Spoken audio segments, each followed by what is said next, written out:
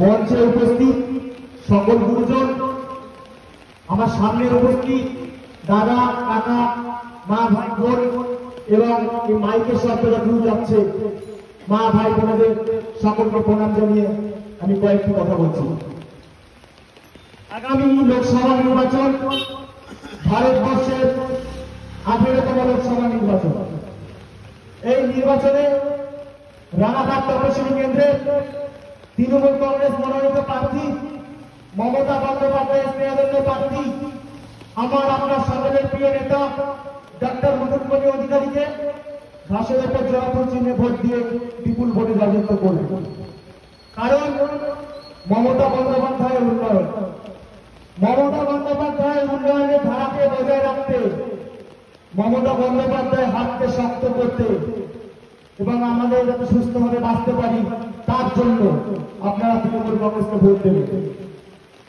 মমতা বন্দ্যোপাধ্যায় যে কথাটা দেয় সে কথাটা রাখে, সেটা আগে প্রমাণিত হয়েছে এবং এখনো প্রমাণিত হচ্ছে।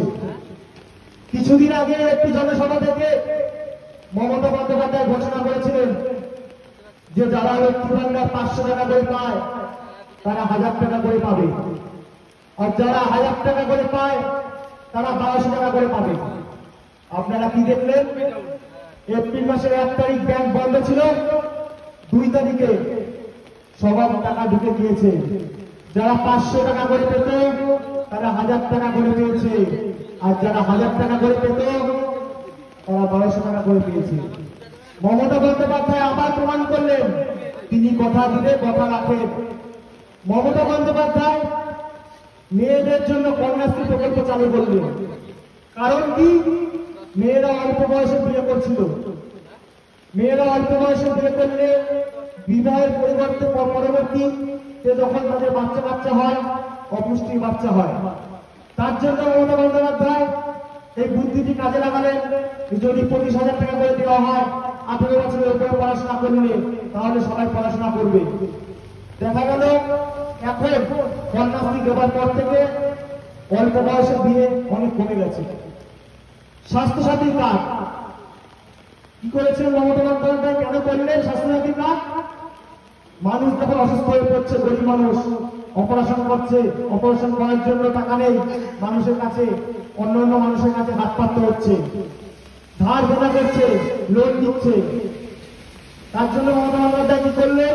5 লাখ টাকা করে একটু বিমা করলেন, যেটা আমরা স্বাস্থ্যসাথী কার্ড নামে পরিচিত। যে 5 লাখ টাকার মধ্যে কোনো যদি অপারেশন হয় সেটা ফ্রিতে করে দেওয়া হবে। এই দেখে বিজেপির বন্ধুরা অনেকে বলে আমাদেরও আছে আয়ুষ্মান ভারত। হ্যাঁ বন্ধুরা, বিজেপিরা কেন্দ্র সরকার থেকে একটি প্রকল্প চালু করেছিল আয়ুষ্মান ভারত। এটিও একটি বিমা, কিন্তু এই বিমার সাহায্য কেউ আজ পর্যন্ত পায়নি। কারণ তার মধ্যে তথ্য এরকম ভাবে লেখা আছে যে কারোর জন্য ফোন থাকে, বাড়িতে কালার টিভি থাকে, বাড়িতে মোটর সাইকেল থাকে, সে আয়ুষ্মান ভারতের সুযোগ সুবিধা পাবে না। বন্ধুরা, আপনারা সকলে জানেন এখন একটি বাচ্চা ছেলের কাছে মোবাইল ফোন থাকে। এমন কোন বাড়ি আছে যাদের কাছে মোবাইল ফোন নেই? সারা ভারতবর্ষে কখনো পাবেন না। তাহলে এখান থেকে বুঝতে পারছেন তো আয়ুষ্মান ভারত কারা পায়? কেউ পায় না, শুধু মোদীর বন্ধুরা পায়, যারা বাইরে ব্যাংকের টাকা লুট করে বাইরে গিয়ে লুকিয়ে আছে। আর মোদী তার ক্ষমতা দেখিয়ে তাদের সেই লোনগুলোকে শোধ করে দিচ্ছে। আর আমাদের সাধারণ মানুষ লোন নিলে সেটা শোধ করতে না পারলে বাড়িতে এসে টাকা জমি বিক্রি করে, গরু ছাগল বিক্রি করে সেই লোন শোধ করতে হয়। সেই টাকা তারা শোধ করে নিয়ে যায় ব্যাংকের থেকে। কিন্তু মোদীর বন্ধুরা হাজার হাজার কোটি টাকা মেরে দিয়ে বাইরে গিয়ে বসে আছে, আর মোদী ব্যাংকে বলে, রিজার্ভ ব্যাংকে বলে সেই লোন মুকুব করে দিচ্ছে। তারপরে মমতা বন্দ্যোপাধ্যায় কি প্রকল্প করলেন? যুবশ্রী, রূপশ্রী। রূপশ্রী প্রকল্পটা কি? আগে দেখা যেত মানুষের যখন মেয়ের বিয়ে হতো, ছেলের বিয়ে হতো, অনেকের কাছে হাত পাততে হতো, টাকা নেই, কিভাবে বিয়ে দেবে। এখন কি দেখছেন? আপনাদের কাছে তো হাত পাচ্ছে, কারণ এখন হাত পাততে হয় না। কারণ বিয়ের সময় মমতা বন্দ্যোপাধ্যায় সরকার তাকে টাকা দিয়ে সাহায্য করে। মানুষ যখন জন্মগ্রহণ করে, একটু শিশু থাকে, তখন থেকে শুরু করে মৃত্যু পর্যন্ত শ্মশানে তাকে দাহ করা হয়, তখনও মমতা বন্দ্যোপাধ্যায় তাকে টাকা দেওয়া হয় দাহ করার জন্য, তাকে টাকা দেয়, সাহায্য করে। এগুলো ভুলে গেলে চলবে না। বিধবা ভাতা আছে, বয়স্ক ভাতা আছে, এরকম বিভিন্ন প্রকল্প, এরকম বিভিন্ন মানবিক প্রকল্প, 75টির উপর প্রকল্প আছে মমতা বন্দ্যোপাধ্যায়। এগুলো ভুলে যাবেন না ভোট দেওয়ার আগে, এগুলো একবার হলে মনে করবেন। আর নরেন্দ্র মোদী পুরো ভারতের উপরে চলে, সেটা আবার প্রমাণিত হয়েছে।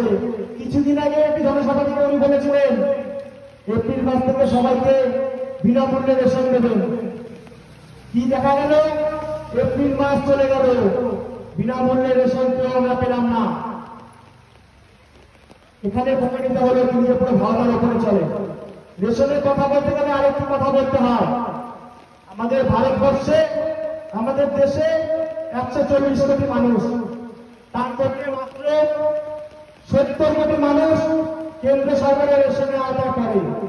তাই নরেন্দ্র মোদী, আমি তোমার কাছে প্রশ্ন করতে চাই, বাকি 70 কোটি মানুষের কি অপরাধ? তারা কি তোমাদের ভোট দেয়নি? তুমি কি তাদের ভোটে জয়ী হয়নি? নরেন্দ্র মোদী সমাজকে দুভাগে ভাগ করে দিয়েছে। আর বিজেপির বন্ধুরা, সিপিএমের বন্ধুরা আমাকে বলতো লকডাউনের পর থেকে যে ফ্রিতে রেশন দেওয়া হয় সেটা নাকি কেন্দ্র সরকার দেয়।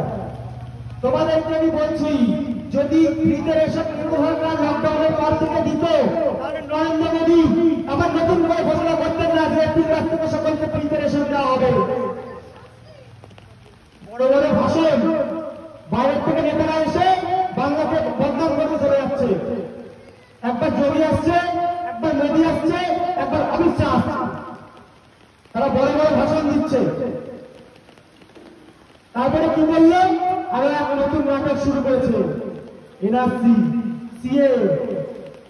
ওরা বলছে আমরা ভোটের আগে সিএ চালু করেছি, চালু করবো, সকলকে সিএ এর আওতায় ফেলবো।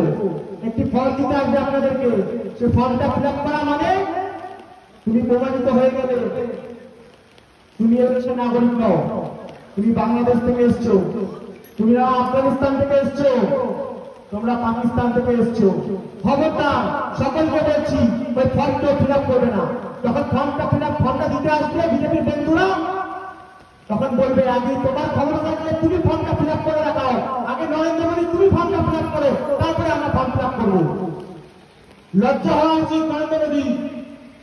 আমাদের ভোটে নির্বাচিত হয়ে প্রধানমন্ত্রী হয়েছে, আমাদের ভোটে নির্বাচিত হয়ে স্বরাষ্ট্রমন্ত্রী হয়েছে, বিভিন্ন রকম নেতৃত্ব নিয়ে বসে আছে, আমাদের ভোটের দ্বারা জয়ী হচ্ছে, আমাদের কাছে ভোট চাইতে আসছে। তারপরেও আমাকে প্রমাণ করতে হবে আমি দেশের নাগরিক।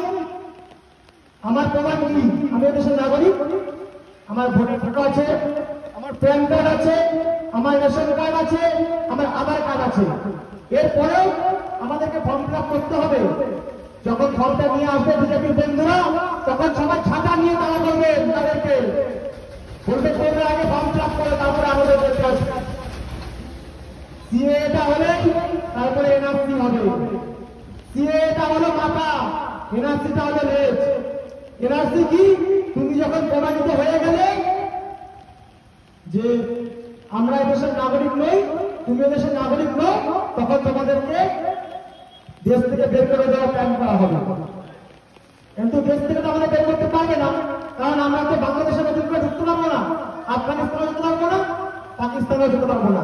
তখন কি করা হবে? আসামের মতো ডিটেনশন ক্যাম্পে পাঠানো হবে। ডিটেনশন ক্যাম্প হলো জেলখানার মতো, মা এক জায়গায়, বাবা এক জায়গায়, ছেলে এক জায়গায়, এইভাবে সবাইকে আলাদা আলাদা করে ভরে আটকে রাখা হবে। আসামে হয়েছে 19 লক্ষ মানুষের, 19 লক্ষ মানুষ ডিটেনশন ক্যাম্পে পড়ে আছে। তাদের জীবনকে তছনছ করে দিয়েছে সরকার। তারা আবার বলে আমাদেরকে নাগরিকত্ব দেবে। আরে আমরা তো এদেশের নাগরিক, তুমি আবার নতুন করে কি নাগরিকত্ব দেবে? তাই এইসব নাটক বন্ধ করুন, মানুষকে বোঝাতে হবে। আর কথায় কথায় হিন্দু মুসলমান, ইন্ডিয়া পাকিস্তান, আপনি খেতে পাচ্ছেন না হিন্দু মুসলমান, আপনি ঘরে থাকার জায়গা নেই ইন্ডিয়া পাকিস্তান, চাকরি নেই, হিন্দু মুসলমান, এটা যাই বলুন ঘুরিয়ে ফিরিয়ে ধর্মে ফিরে আনবে। হিন্দু মুসলমান আর ইন্ডিয়া পাকিস্তান, এরা ভারতের ইমোশনকে নিয়ে খেলছে। সবাই জানে আমাদের ইমোশন হচ্ছে হিন্দু মুসলমান ইন্ডিয়া পাকিস্তান, এটাকে নিয়ে ছেলে খেলা করছে। তাই এগুলো ভাববেন ভোট দেওয়ার আগে। ঘর, আপনাদের অনেকের অভিযোগ আছে ঘর পাচ্ছেন না। সকলকে বলি ঘরের ব্যাপারটা হলো, ঘরের স্কিমটা এরকম 60% টাকা হলো রাজ্য সরকার দেয় আর 40% টাকা কেন্দ্র সরকার দেয়। কেন্দ্র সরকার গত 10 বছর ধরে টাকা আটকে রেখেছে, একটি টাকাও দেয়নি। তাই মমতা বন্দ্যোপাধ্যায় কিছুদিন আগে একটি জনসভা থেকে ঘোষণা করেছে 31শে ডিসেম্বরের মধ্যে সকলকে ঘর দেওয়া হবে। প্রথম কিস্তির টাকা সবার ঢুকে যাবে আর পুরো টাকাটাই রাজ্য সরকার দেবে। তাই এই কথাগুলো ভাববেন। আর এইটা বিজেপির বন্ধুরা প্রচারে গিয়ে বলতে পারে যে মমতা বন্দ্যোপাধ্যায় ভোটের আগে ভাওনা দিচ্ছে, ওদের কথা একদম বিশ্বাস করবেন না। কারণ মমতা বন্দ্যোপাধ্যায় নরেন্দ্র মোদীর মতো নয়। নরেন্দ্র মোদী পুরোকে ভদ্র করে চলে, আর মমতা বন্দ্যোপাধ্যায় যে কথাটা দেয় সে কথাটা রাখে। আজকে বড় বড় ভাষণ দিচ্ছে বাইরে, আমাদের দেশে রাজস্থানে, উত্তরপ্রদেশে, বিহারে কৃষকরা আজকে কতদিন ধরে আন্দোলন করছে। সেই কৃষকদের উপর নৃশংসভাবে অত্যাচার করছে বিজেপি সরকার, এইগুলো ভুলে যাবেন না। কৃষকরা যাতে ঠিকঠাক দাম পায় জিনিসের, তার জন্য রাজ্য সরকার ব্যবস্থা নিয়েছে। আপনারা তো জিতিয়েছিলেন 5 বছর জগন্নাথ সরকারকে, বিজেপি সাংসদ। 5 বছরে একবারে দেখেছেন? দেখেননি। আমফানের সময় যখন মানুষ বিপদে পড়েছিল, ঘর বাড়ি ভেঙে গিয়েছিল, থাকার জায়গা ছিল না, তখন কোন বিজেপির বন্ধুরা, কোন বিজেপির নেতারা বা জগন্নাথ সরকার একবার উঠে এসে দেখেনি। যখন করোনার সময় লকডাউন চলছিল, তখন মানুষ না খেতে পেয়ে মরে যাচ্ছিল, তখন মনে রাখবেন আপনাদের পাশে এসে যে কেউ দাঁড়ায় সেটা হলো তৃণমূল কংগ্রেসের নেতারা, তৃণমূল কংগ্রেসের কর্মীরা। কোন বিজেপির নেতারা আসেনি, কোন জগন্নাথ সরকার আসেনি। জগন্নাথ সরকার তখন এসিতে বসে হাওয়া খাচ্ছিল আর বড় বড় ভাষণ দিচ্ছিল লাইভে এসে। যখন মমতা বন্দ্যোপাধ্যায় লকডাউনের সময় মানুষের ডিস্টেন্স বজায় রাখার জন্য রাস্তাতে গোল গোল করে দাম দিচ্ছিলেন, আর হাতি কাছি দিতে দেওয়ার সময় যখন হাতি কাছি দিতে বলছিলেন, তখন সবাই হাসাহাসি করছিল, বিজেপির বন্ধুরা হাসাহাসি করছিল এবং বিভিন্ন অপপ্রচার করছিল যে মমতা বন্দ্যোপাধ্যায় পাগল হয়ে গেছে। পরে কি দেখা গেল? পুরো পৃথিবীতে সেই নিয়মে চলছে, পুরো পৃথিবীতেই ডিস্টেন্স বজায় রাখছে এভাবে নাক দিয়ে। আর করোনার সময় পিএম কেয়ার ফান্ডে প্রচুর টাকা নিয়েছিল নরেন্দ্র মোদী, টাকা তুলেছিল, সেই টাকা কিন্তু মানুষকে কোনো হেল্প করেনি। বিজেপির বন্ধুরা এবং সিপিএম এর বন্ধুরা যদি ভেবে থাকে তৃণমূল কংগ্রেসের কর্মীদেরকে ভয় দেখিয়ে চুপ করিয়ে ঘরে বসে রাখা যাবে, তাহলে বলছি তোমরা ভুল করছো। কারণ তৃণমূল কংগ্রেসের দল ঘাস ফুলের দল, ঘাস যেমন করতে কোনোদিন শেষ করা যায় না, তৃণমূল কংগ্রেসকে কোনোদিন শেষ করা যাবে না। ঘাস যত কাটবে, ঘাস তত বাড়বে, কাটবে যত, বাড়বে তত, ফুটবে তত ফুল, রক্ত দিয়ে লিখে দেবো আমরা তৃণমূল। আমার বক্তব্য আমি দীর্ঘায়িত করবো না। ভোট দেওয়ার আগে এই কথাগুলো ভাববেন যে 75-এর বেশি প্রকল্প মানুষ পাচ্ছে, মমতা বন্দ্যোপাধ্যায় দেওয়া প্রকল্প। আপনারা অস্বীকার করতে পারবেন না, প্রত্যেকটা বাড়িতে কেউ না কেউ একটা না একটা কোনো প্রকল্পের সুযোগ সুবিধা পাচ্ছে, কিন্তু নরেন্দ্র মোদী কোনো সুযোগ সুবিধা কেউ পাচ্ছে না। আর নরেন্দ্র মোদী দরিদ্র বন্ধু নয়, নরেন্দ্র মোদী বড় একটা বন্ধু।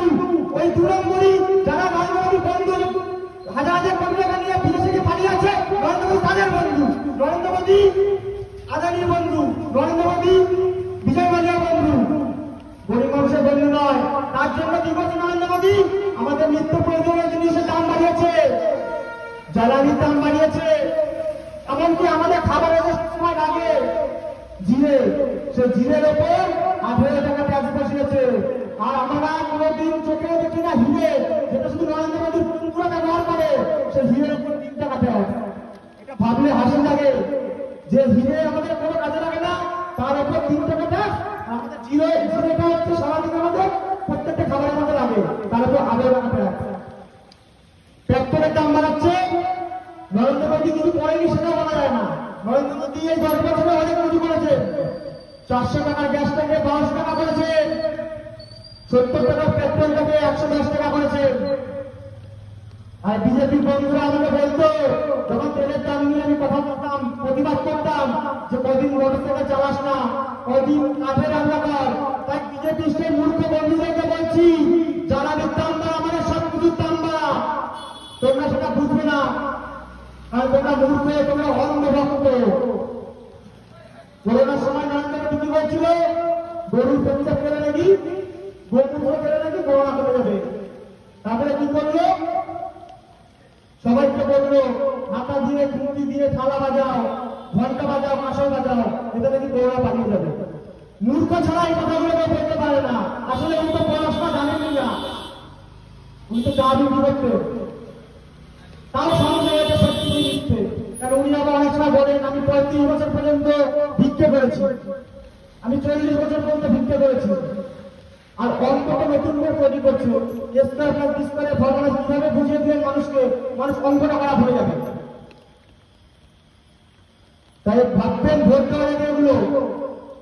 আর বিজেপির বন্ধুরা, বিজেপি নেতারা বলেন দেশভক্তি নিয়ে বড় বড় কথা বলেন, আর সিপিএম এর নেতা বন্ধুরাও দেশভক্তি নিয়ে বড় বড় কথা বলছেন। এখন আপনাদেরকে বলছি, এই বিজেপি যে দল থেকে এসেছে আরএসএস, সেই আরএসএস আমাদের ভারতবর্ষে স্বাধীনতা সংগ্রামে কোনোদিন অংশগ্রহণ করেনি। এমনকি সে আমাদের আন্দোলনের যে কথাগুলো সেগুলো ব্রিটিশদের কাছে বিক্রি করে দিত। শ্যামাপ্রসাদ মুখোপাধ্যায় 50 টাকা দালালি করত, 50 টাকা দালালি করতেন ব্রিটিশদের কাছে। যখন মাস্টারটা সুন্দর সেনের মাথার দাম ছিল 5,000 টাকা। আর স্বাধীন ভারতের সর্বপ্রথম টেররিস্ট গোডসে, তাকে ওরা ভগবান বলে, এবং আমাদের ইন্ডিয়ান ফ্ল্যাগকে অস্বীকার করেছিল আরএসএস। আরএসএস বলেছিল আমরা ইন্ডিয়া গণতন্ত্রকে মানি না, আর সেই আরএসএস থেকে এসছে বিজেপি।